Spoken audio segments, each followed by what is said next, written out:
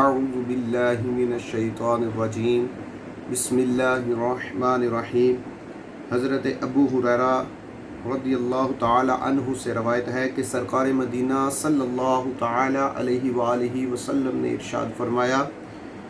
کہ ہر جائز کام، اہم کام کرنے سے پہلے بسم اللہ الرحمن الرحیم پڑھ لیا کرو،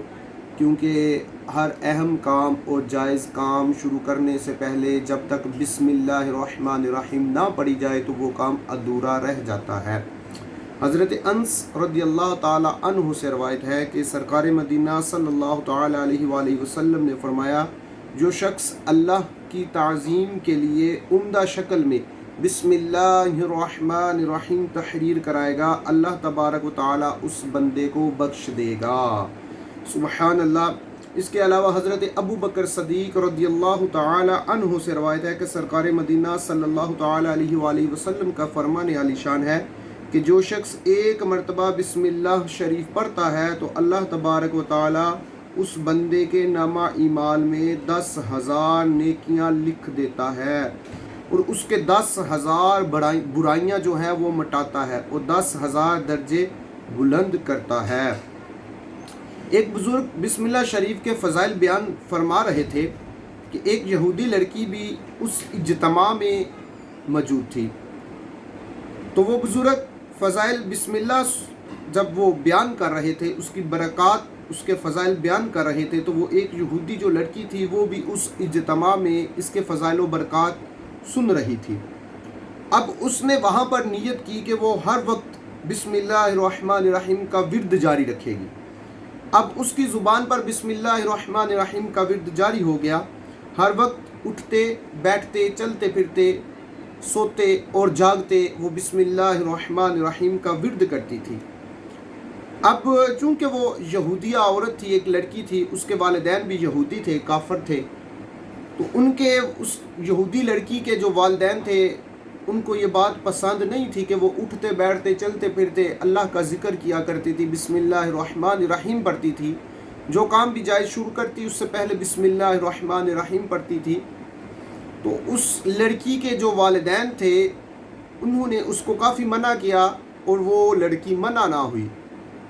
پھر انہوں نے ایک چال کھیلی،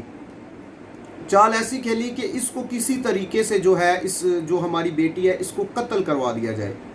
انہوں نے جو وقت کا جو بادشاہ تھا اس سے بات کی اور جو بادشاہ کا وزیر تھا اس کے ذریعے سے انہوں نے کیا کیا کہ بادشاہ کی ایک انگوٹھی تھی سونے کی جو بطور امانت اس بچی کو دی گئی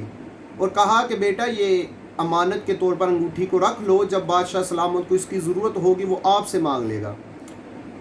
بڑی عدالت میں لوگوں کے مجمع کے سامنے اس لڑکی کو وہ سونے کی انگوٹھی تھما دی گئی۔ جب انگوٹھی دی بادشاہ سلامت نے،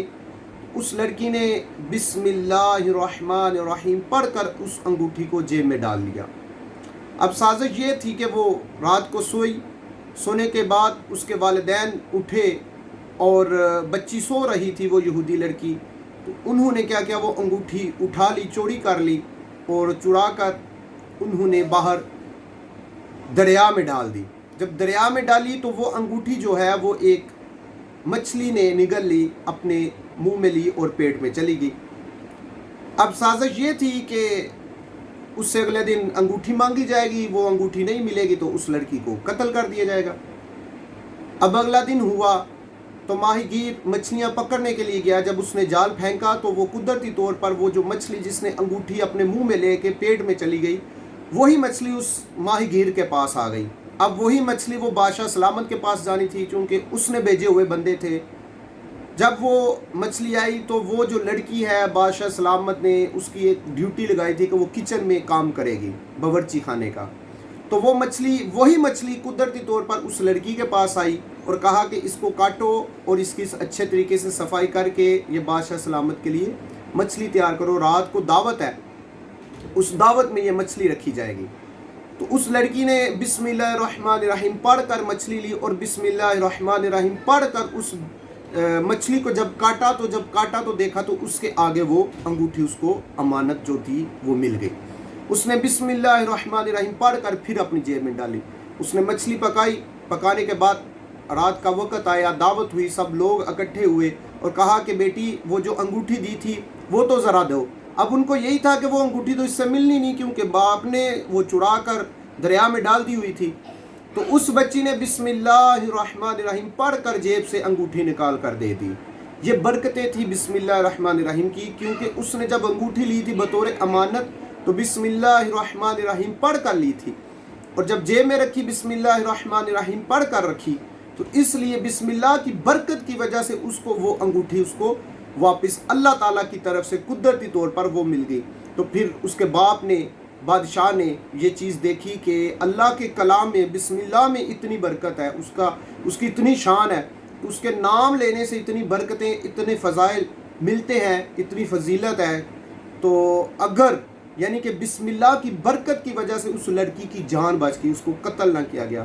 اگر اس کے ایک کلام پہ یعنی بسم اللہ پہ اتنی طاقت ہے، تو اگر ہم کلمہ پڑھ کے مسلمان ہو جائیں گے تو پھر کیا ہی اس کی شان ہے۔ تو وہ سارے مجمع میں جتنے لوگ بیٹھے تھے وہ سارے جو ہے وہ مسلمان، کلمہ پڑھ کر مسلمان ہو گئے۔ سبحان اللہ، بسم اللہ کی بہت ہی زیادہ فضائل و برکات ہے۔ آپ بھی نیت کیجئے، میں بھی نیت کرتا ہوں کہ ہر جائز اور اہم کام شروع کرنے سے پہلے بسم اللہ الرحمن الرحیم پڑھوں گا۔ آپ بھی نیت کریں، میں بھی نیت کرتا ہوں۔ وما علینا الا البلاغ۔